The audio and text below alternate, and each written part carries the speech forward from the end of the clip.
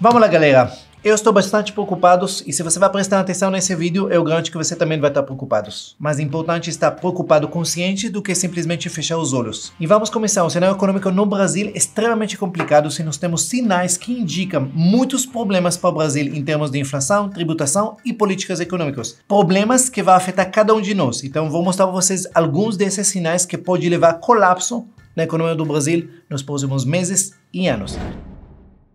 Vamos começar então falando da inflação. A inflação no Brasil está em alta. Ela continuando sendo um desafio. Ela aumentou agora no mês de setembro 0,44, muito influenciada pela disparada do preço da energia elétrica. E muitos economistas falam que isso pode gerar risco inflacionário. Mas na verdade não pode gerar risco. Já é risco inflacionário porque já está inflação. A prova disso simplesmente que o governo está aumentando a taxa. Gente, vocês precisam entender, quando o governo aumenta a taxa, você pode ter certeza que é por causa da inflação, porque a arma principal que o governo usa contra a inflação é aumentando a taxa Selic. Vocês viram agora que o governo, em vez de queda de taxa Selic, que todo mundo queria que vai acontecer, a taxa Selic está aumentando. A inflação, ela corrói o poder de compra das famílias, especialmente dos mais humildes. Uma pessoa que tem mais condições ainda pode investir, aproveitar a alta da taxa, renda fixa, mas as famílias mais pobres, elas gastam a maior parte da renda deles com necessidades básicas e alimentação. E eles o que mais vai sofrer nessa parte. Segunda coisa, obviamente, consequência da primeira coisa, inflação subindo, taxa Selic está extremamente elevada. A taxa Selic agora é 10,75 e ela está precificada, quer dizer, a previsão dela de subir para chegar até 13,5. Isso é um patamar muito superior ao esperado no início do ano. Você lembra no início do ano que a gente fazia vídeos falando que a expectativa era que o Selic vai reduzir para 9 e pode chegar para 8,5 no final de 2024. O que acontece? Com a política econômica do governo, desafios fiscais aumentando, o governo gasta demais, isso simplesmente dificultou esse trajetório e, na verdade, fez exatamente o contrário.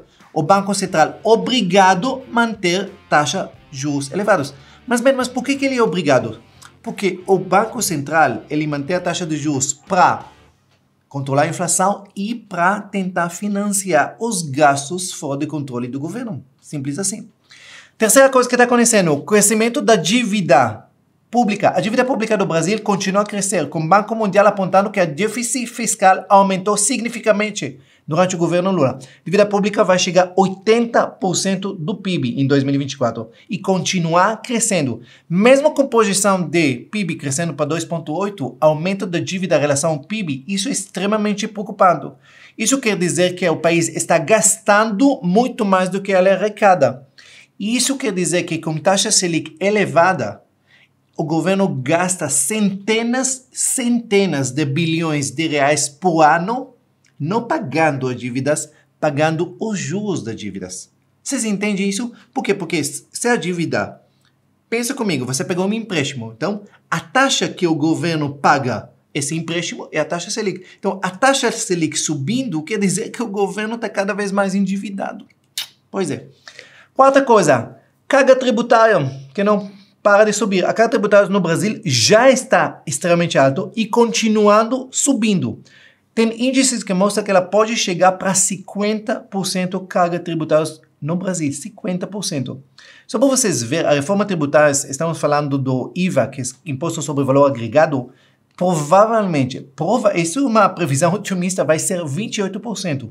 Isso vai se tornar o mais alto do mundo.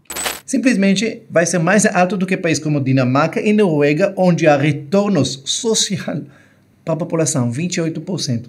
5 coisas, taxação de setores, de outros setores. Por exemplo, o governo é muito criativo ultimamente em buscar novas fontes de arrecadação. De novo, o governo gasta demais. Ele não quer cortar, ele quer continuar gastando. Então, ele vai fazer o quê?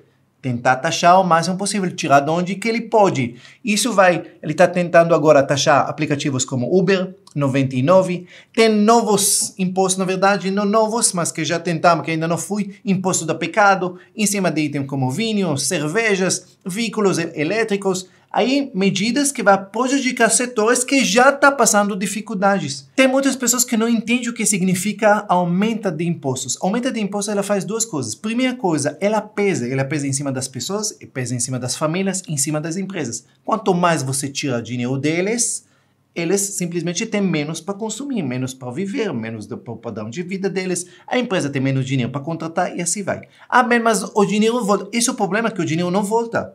O dinheiro do imposto no Brasil, ele é desperdiçado na máquina pública. Esse é o problema, o dinheiro não volta. Se fosse para voltar, beleza, mas ele não volta. Você vê o estado do SUS, o estado da estrada, o estado dos portos, simplesmente ele não volta, ele vai.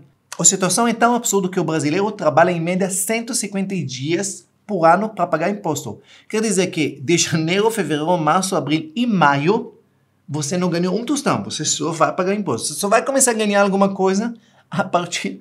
Vocês entendem como isso? Tem um estudo que mostra que pessoas que ganham de 3 a 10 mil reais precisam exatamente 155 dias. Isso, se você vai comparar isso por décadas de 70, hoje nós precisamos trabalhar exatamente o dobro. Vocês podem ver nessa tabela que em 1970 era 76 dias, 80, 77 dias, 2000, 138 dias, 2020, 151 dias e agora nós já estamos chegando para 155 dias trabalhando só para pagar imposto. Incrível. Sexta, a reforma tributária e imposto sobre herança. A reforma tributária propõe uma alta taxação sobre imóveis e herança, podendo quadriplicar os impostos em cima desses ativos. E essa mudança vai encarecer, obviamente, a compra de imóveis, vai afetar seus herdeiros, gerando um ônus financeiro adicionais para as famílias brasileiras, obviamente. Sétimo sinais que me deixa preocupado. Estatais está dando prejuízos. Lembra em 2016 que a Petrobras quase quebrou? Pois é. Estatais que estava dando lucro começam a voltar dando prejuízos. Um rombo de 7,2 bilhões em 2024. Isso é o maior rombo nos últimos 22 anos. Isso acontece porque eles colocam muitas vezes cargos de confiança, pessoas totalmente desqualificadas pelo cargo e usam estatais para tentar sanar dívidas e despesas que o governo cria. Falando do dólar, o dólar está indo para casa do chapéu. Dólar alto só é bom para quem exporta e ele ferra o resto do Brasil, especialmente os mais pobres. Ah, mas os pobres não viajam. Gente, presta atenção. Tudo no mundo e no Brasil é dolarizado, porque tudo é commodities. Então, tudo que você compra, especialmente o pobre, tudo é dolarizado. A comida é dolarizada. Então, o dólar sobe, tudo sobe. Vocês podem ver nesse gráfico que desde o começo do ano, o dólar subiu 16,48%.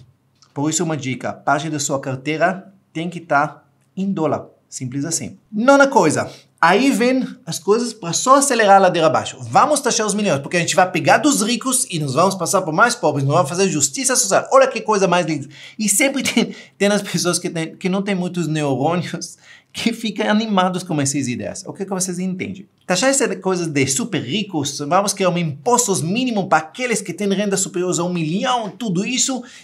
Não. Primeira coisa, essas medidas não vão surtir efeitos nenhum. Quem realmente tem dinheiro vai vazar daqui. Daqui a pouco eu vou falar disso. Mas o que acontece? Você vai tentar taxar quem tem mais de 1 milhão, 2 milhões, 5 milhões, tá. Você não vai conseguir, o governo não vai conseguir tirar mais dinheiro, muito dinheiro dele. Sabe o que ele vai começar a taxar? Ele vai começar a taxar menos. Quem tem 800, quem tem 750, quem tem 500, daqui a pouco quem tem 100 mil. E sabe quem realmente vai pagar a conta? Essa conta simplesmente vai pagar aquele tiozinho que a vida toda administrou bem o dinheiro, guardava todo mês e deixava o dinheiro para ele aproveitar na velhice dele. E de repente ele vai descobrir que ele tem na poupança ou na alguma aplicação dele, tem lá 1 milhão, 2 milhões, 3 milhões que a vida toda guardou. E de repente ele vai descobrir que o governo vai lá para pegar parte para pagar o quê? Para pagar as despesas absurdas que ele tem. Lula apoia um imposto mínimo para milionários porque aí vai poder dar isenção para quem ganha até 5 mil. Perfeito, parece lindo. E eu acho ótimo. Realmente, quem ganha até 5 mil pode ter isenção. Só que o problema é que não vai tirar daqui, vai dar para eles, aí vai aumentar em outros lugares. Isso, de novo, quanto mais impostos, mais a economia vai ladeira abaixo. E para fechar, esse é tudo em chave de ouro, na verdade chave de latão, é fuga de capital do Brasil e evasão dos milhões. O Brasil já está entre os países com maior evasão dos milionários do mundo. Isso por quê? Pressão tributária, insegurança econômica, jurídica, política, leva o quê? Pessoas que têm alta renda, que têm essa possibilidade, que têm muito dinheiro, simplesmente buscar refúgios em outros países. Simplesmente. O que pode impactar negativamente o mercado de investimento nacional e diminuir a arrecadação a longo prazo. A pessoa fala, que vai embora os ricos. Vocês não entendem. Se eles vão embora, eles não pagam mais impostos. Quer dizer, menos arrecadação. Aí o quê? Tem que pesar em cima dos outros setores. Simplesmente isso. Entre 2013 a 2023, Brasil observou redução de 28% no número de milionários. Apenas só Nigéria era pior que a gente, que lá diminuiu 45%. Então, depois do Nigéria, a gente é o país que os ricos mais fugiam daqui. E agora, por que isso é tão ruim? Porque milionários que eles migram para outro país, eles são ótima fonte de receitas cambial. Eles trazem o dinheiro deles para outro país, quer dizer, tira daqui e leva para outro país. Além disso, 20% deles são empreendedores e fundadores de empresas que vão abrir novos negócios no país que eles vão. E dos porcentagem dos multimilionários e bilionários, a porcentagem chega para 60%. Quer dizer que um rico que escolheu que não vale a pena viver aqui porque os impostos são muito altos, tudo isso, ele pega o dinheiro dele, pega o empreendedorismo dele e investe em outros lugares, contrata pessoas, empregados em outros países, tirando daqui. Vocês entendem esse ponto? Entendem como uma coisa leva a outra? Impostos altos, inflação alta, tudo isso faz o quê? E isso cria uma coisa, cria efeito cascata em outras coisas. E isso são apenas alguns dos sinais alarmantes na economia do Brasil. Às vezes vai ser alguns dados positivos, mas infelizmente eles não são suficientes para mudar a tendência da economia nos próximos meses e anos. Bem, então o que fazer nesses cenários? Nada hoje era tão importante como aprender a cuidar de seu dinheiro, viver corretamente, aprender a investir corretamente, ter uma carteira diversificada com ativos que protege da alta da inflação, que protege da alta do dólar. E isso é extremamente importante. Sempre foi importante e cada vez vai ser mais importante nesse cenário econômico. Então, se gostou desse vídeo, curta, comenta, inscreve aqui nos comentários o que você acha que vai acontecer agora no cenário nos próximos meses e anos com o Brasil. E se você obviamente não está inscrito no meu canal, se inscreve e liga o sininho.